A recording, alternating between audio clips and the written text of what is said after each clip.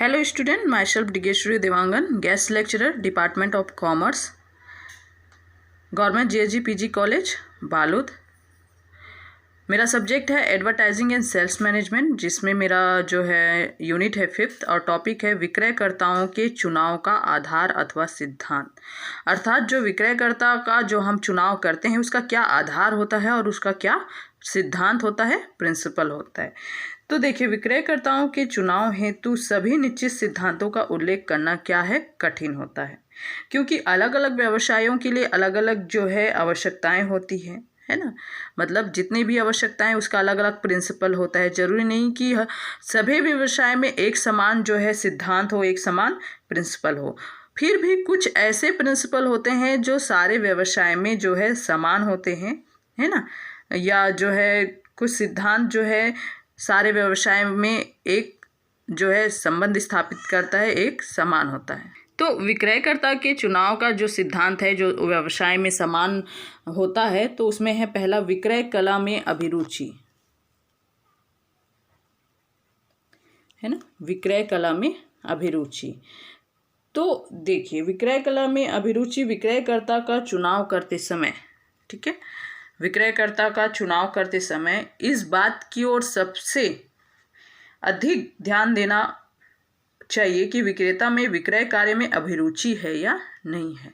सामान्य सी बात है ना। हम जो है विक्रेताओं का चुनाव कर लेते हैं, लेकिन अब चूंकि योग्यता होती है, सारा चीज़ होता है जो हम भर्ती के समय निर्धारित किए रहते हैं, सारा चीज़ होता है, लेकिन कभी ऐसा होता है कि योग्यता के अनुसार तो सिलेक्शन हो जाता है, लेकिन उनके अंदर काम करने की जो रुचि होती है वो नहीं होती है, जिससे अनबने ढंग से काम करते हैं, अकुशल कर्मचारी हो जाते हैं, है ना। तो इस प्रकार विक्रय कला में सबसे पहला सिद्धांत ये होता है कि लोगों का जो है ना, विक्रयकर्ता का जो है वो विक्रय कला में अभिरुचि है या नहीं, है ना। तो जब हम चुनाव करते हैं, विक्रयकर्ता की जो है चुनाव करते हैं, तो इस बात का सबसे अधिक ध्यान देना चाहिए कि विक्रेता में विक्रय कार्य में अभिरुचि है या नहीं। ऐसे व्यक्ति को ही चुना जाना चाहिए जो स्वाभाविक रूप से विक्रय कार्य में अभिरुचि रखते हो, क्योंकि अभिरुचि रखने वाले व्यक्ति ही एक सफल विक्रेता बन सकता है। क्योंकि अगर उसके अंदर रुचि होगी, जज्बा होगा काम करने का, तो अच्छा सा काम करेगा और विक्रय को बढ़ाएगा, संस्था की विक्रय को बढ़ाएगा, जिससे संस्था का विकास होगा, संस्था को लाभ प्राप्त होगा, है ना। तो ये सारा चीज़ हमें देखना है। अब देखिए, विक्रय कार्य में अभिरुचि है या नहीं, इस बात की जानकारी करने के लिए हमें रिक्त आवेदन पत्र में या साक्षात्कार के आवश्यक प्रश्न पूछे जा सकते हैं, अथवा कोई पृथक अभिरुचि परीक्षा ली जा सकती है, जिससे यह पता लगाया जा सके कि विक्रयकर्ता में उस विक्रय के लिए जो है अभिरुचि है या नहीं, ठीक है। यदि कोई व्यक्ति मात्र बेरोजगार होने के कारण ही कार्य व्यवस्था से स्वीकार कर लेता है, तो वह दूसरा कार्य मिलने पर उससे क्या कर देता है, छोड़ देता है। इस दृष्टि से जो है अभिरुचि परीक्षण आवश्यक हो जाता है। तो सबसे पहला सिद्धांत है विक्रय कला में अभिरुचि। दूसरा है समुचित शिक्षा और भाषा ज्ञान। समुचित शिक्षा और भाषा ज्ञान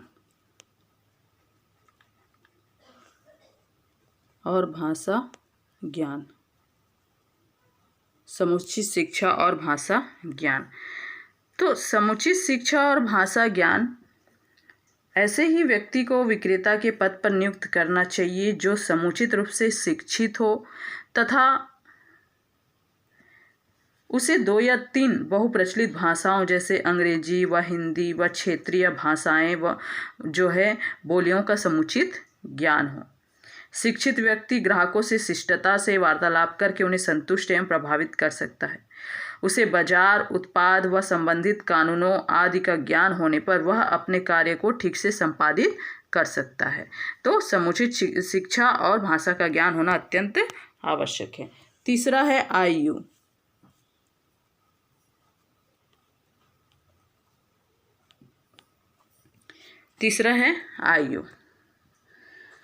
तो विक्रयकर्ता के पद पर चुने जाने वाले व्यक्ति की आयु एक महत्वपूर्ण और गंभीर प्रश्न होता है। कम आयु वाले व्यक्ति में उत्साह तो होता है पर धैर्य का अभाव हो सकता है। उसकी बात बड़ी आयु वाले व्यक्ति कई बार न तो ध्यान से सुनते हैं और न ही उससे प्रभावित होते हैं।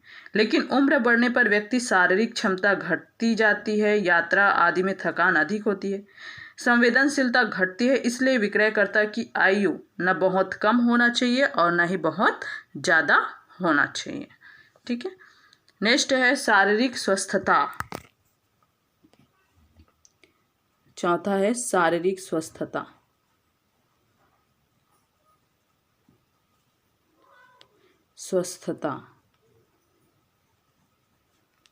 शारीरिक स्वस्थता। तो शारीरिक स्वस्थता के अंतर्गत शारीरिक दृष्टि से स्वस्थ विक्रयकर्ता अधिक कार्य कर सकते हैं, ग्राहकों पर भी अच्छा प्रभाव डालते हैं। अस्वस्थ तथा विकलांग विक्रयकर्ता अप्रभावी होता है और अकुशल एवं महत्वाकांक्षा रहित भी हो सकता है। ऐसे विक्रयकर्ता का ग्राहकों पर कभी भी अनुकूल प्रभाव नहीं पड़ सकता। अतएव विक्रयकर्ता का चुनाव करते समय उसकी शारीरिक स्वस्थता पर भी पर्याप्त ध्यान देना चाहिए। चुनाव करने से पूर्व उसकी किसी योग्य चिकित्सक से शारीरिक जांच करा लेनी चाहिए कि शारीरिक योग्यता, दृष्टि, श्रवण शक्ति, बल आदि क्षमता का जो है परीक्षण कर लेना चाहिए। क्योंकि शारीरिक स्वस्थता सबसे ज़्यादा जरूरी होता है एक सेल्समैन के लिए, है ना। क्योंकि वो स्वस्थ नहीं रहेंगे तो वो अच्छे से काम नहीं कर पाएंगे और जो है विक्रय में वृद्धि नहीं कर पाएंगे। नेक्स्ट है जातीय या राष्ट्रीयता। पांचवा है जातीयता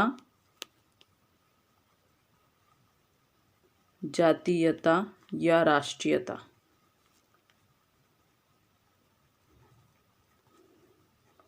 जातीयता या राष्ट्रीयता। तो जातीयता तथा राष्ट्रीयता में विक्रयकर्ता का चुनाव करते समय जातीयता एवं राष्ट्रीयता का भी ध्यान रखना चाहिए।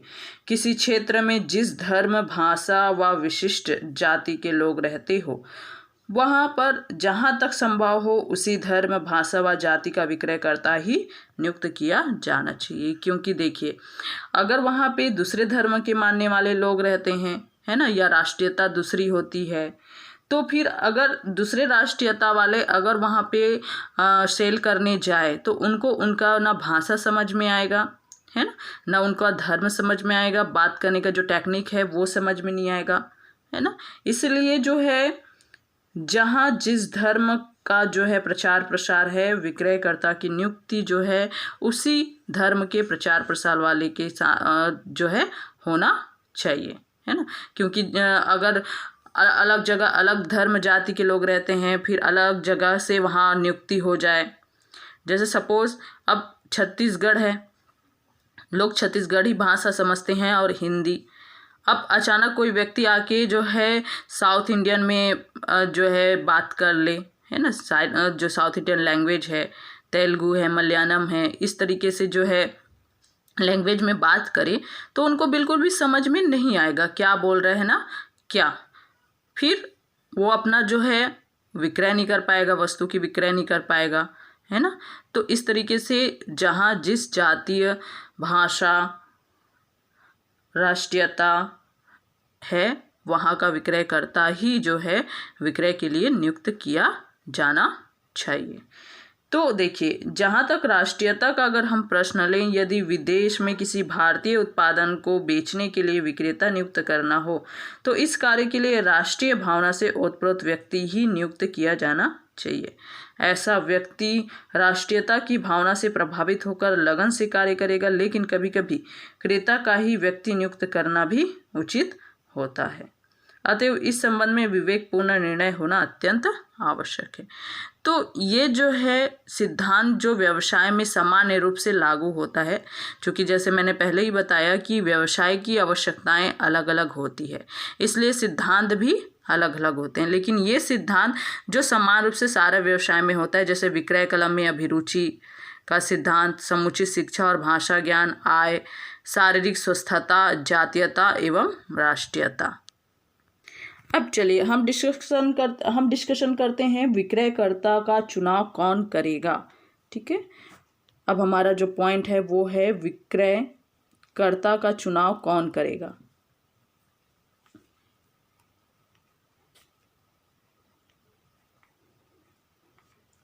विक्रयकर्ता का चुनाव कौन करेगा। तो ये हमारा क्वेश्चन मार्क हो गया कि विक्रयकर्ता का चुनाव कौन करेगा, है ना। तो सबसे पहला है, क्या व्यवसाय का मालिक विक्रयकर्ता का चुनाव करेगा, है ना। तो पहला पॉइंट है व्यवसाय का मालिक।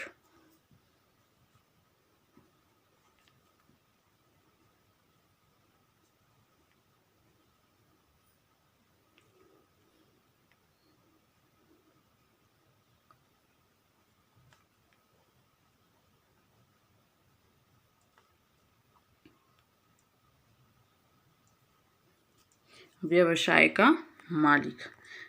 तो जब व्यवसाय का आकार छोटा होता है तब विक्रयकर्ता का चुनाव जो है स्वयं मालिक के द्वारा ही कर लिया जाता है, क्योंकि ऐसे उपक्रमों में विक्रय प्रबंधक का पद नहीं होता है तथा कपड़ा, बर्तन, पेय पदार्थ, पुस्तकों आदि की स्थानीय दुकानों की दशा में विक्रयकर्ताओं का चुनाव स्वयं मालिक द्वारा ही कर लिया जाता है ना। क्योंकि जैसे उदाहरण है आपका कपड़ा दुकान है, बर्तन है दुकान है, पेय पदार्थ दुकान है, पुस्तक है, कोई स्थानीय दुकान है ना, जहाँ ज़्यादा विक्रयकर्ताओं की आवश्यकता नहीं होती है ना। एक दो लोगों की आवश्यकता होती है तो मालिक, जो व्यवसाय का मालिक है, वो स्वयं विक्रयकर्ता की नियुक्ति कर लेता है। दूसरा है विक्रय प्रबंधक द्वारा।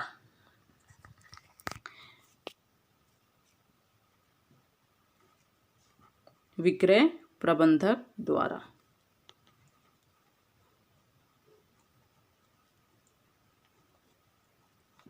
विक्रय प्रबंधक द्वारा। तो बड़े उपक्रमों में जहां विक्रय प्रबंधक का पद हो, विक्रयकर्ताओं का चुनाव विक्रय प्रबंधक द्वारा किया जा सकता है। जिन उपक्रमों में विभागीकरण की योजना विस्तृत रूप में लागू होती है, वहाँ विभागीकरण के अंतर्गत एक पृथक विक्रय विभाग होता है ना, जिसका एक प्रबंधक होता है जो विक्रय प्रबंधक कहलाता है। जो प्रबंधक जो है विक्रयकर्ताओं की क्या करता है, नियुक्ति करता है। नेक्स्ट है सेवी वर्गीय विभाग द्वारा। सेवी वर्गीय विभाग द्वारा। सेवी वर्गीय विभाग द्वारा। सेवी वर्गीय विभाग द्वारा।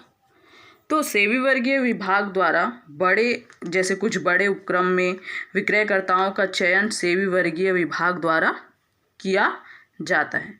सेवी वर्गीय विभाग का कार्य जो है योग्य एवं कुशल व्यक्तियों का चुनाव करना है तथा उसके लिए आवश्यक प्रशिक्षण आदि की व्यवस्था करना है। ये बड़ा स्तर का है ना, बड़ा उपक्रम है। सेवी वर्गीय जो विभाग है वो बड़ा होता है ना, इसलिए इसमें एक व्यवस्थित रूप से व्यक्तियों का चयन करना पड़ता है ना। कुशल व्यक्तियों का जो है उसके कार्य योग्य एवं कुशल व्यक्तियों का चुनाव करना होता है तथा उनको समय समय पर मार्गदर्शन करना होता है, प्रशिक्षण देना होता है। नेक्स्ट है चयन मंडल द्वारा। चयन मंडल द्वारा।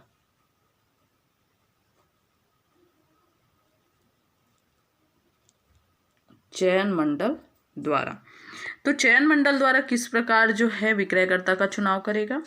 तो विशाल आकार के उपक्रमों में विक्रयकर्ताओं के चयन का कार्य चयन मंडल द्वारा किया जाता है।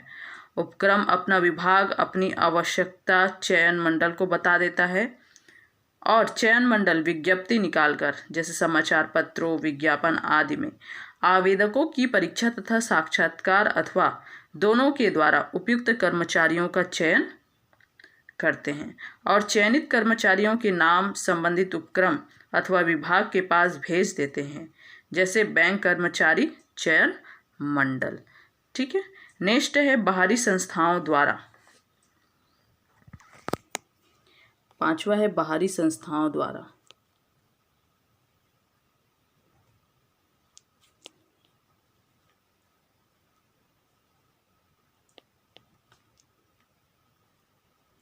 बाहरी संस्थाओं द्वारा विक्रयकर्ता का चयन। तो विक्रयकर्ता के चयन के कार्य में कभी कभी संस्थाओं की सहायता भी ली जाती है, जो बाहरी संस्था है उसकी सहायता ली जाती है।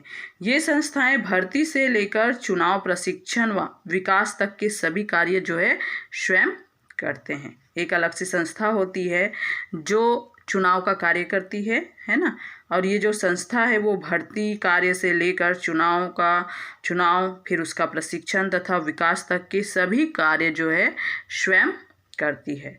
किंतु इनके चुनाव की अंतिम स्वीकृति नियोक्ता ही करती है। मतलब जो मेन होता है वो नियोक्ता ही है ना, नियोक्ता ही होता है, नियोक्ता ही जो है अंतिम डिसीजन लेते हैं, लेकिन प्रोसेस कौन करता है?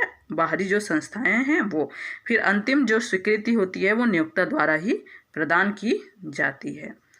ये संस्थाएं इस प्रकार के लिए जो है अपना अनुबंधित शुल्क लेता है, मतलब कमीशन लेता है, एक शुल्क लेता है। जो संस्था है, बाहरी संस्था है, वो एक शुल्क लेता है।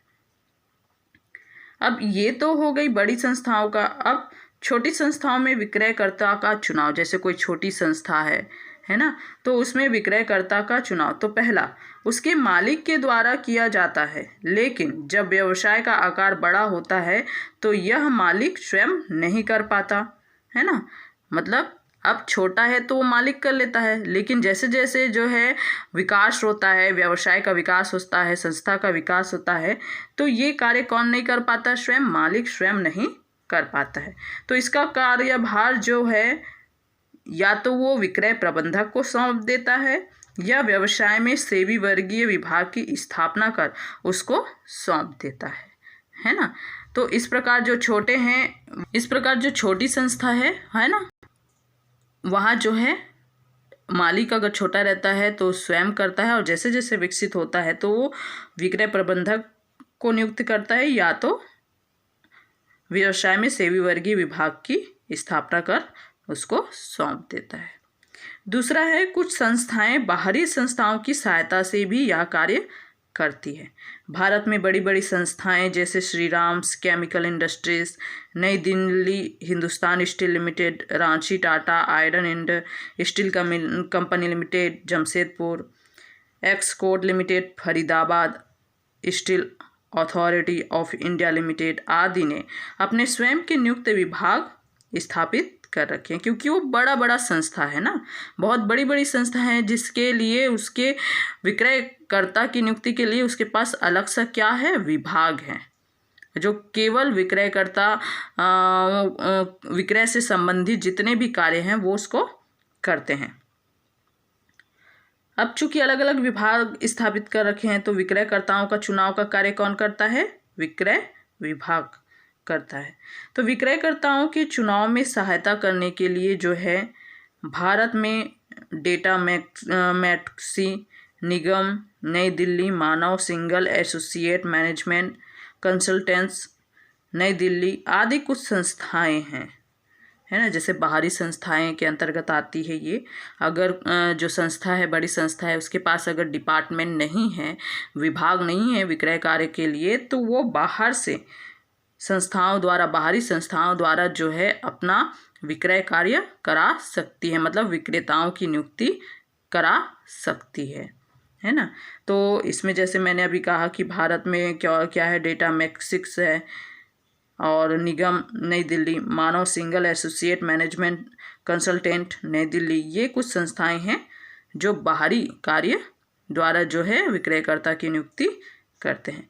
कभी कभी यह संस्थाएं चुनाव की क्रियाएं पर चुने हुए व्यक्ति के नाम के पैनल को भी अपने ग्राहक को दे देती है ना। जो उन लोग सूची बनाए रहते हैं, नाम की सूची बनाए रहते हैं, तो उन सूची को जो है वो किसको दे देते हैं? अपने ग्राहक को दे देते हैं। तो इस प्रकार जो है विक्रयकर्ता का चुनाव जो है कौन करेगा? तो विक्रयकर्ता का चुनाव जो है व्यवसाय का मालिक कर सकता है ना। कब करेगा? जब वो छोटा होगा, है ना। क्या होगा? छोटा होगा, तब करेगा स्वयं मालिक। और जैसे थोड़ा सा व्यवसाय का आकार बड़ा होगा तो कौन करेगा? विक्रय प्रबंधक द्वारा। फिर अगर वो बड़ा होगा तो वो एक सेवी विभाग बनाएगा, है ना, सेवी वर्गीय विभाग। फिर कोई दूसरी संस्था है वो चयन मंडल द्वारा कराया जाएगा। और अगर न विभाग है न चयन मंडल है तो बाहरी संस्थाओं द्वारा विक्रयकर्ताओं की नियुक्ति कर सकता है। Thank you.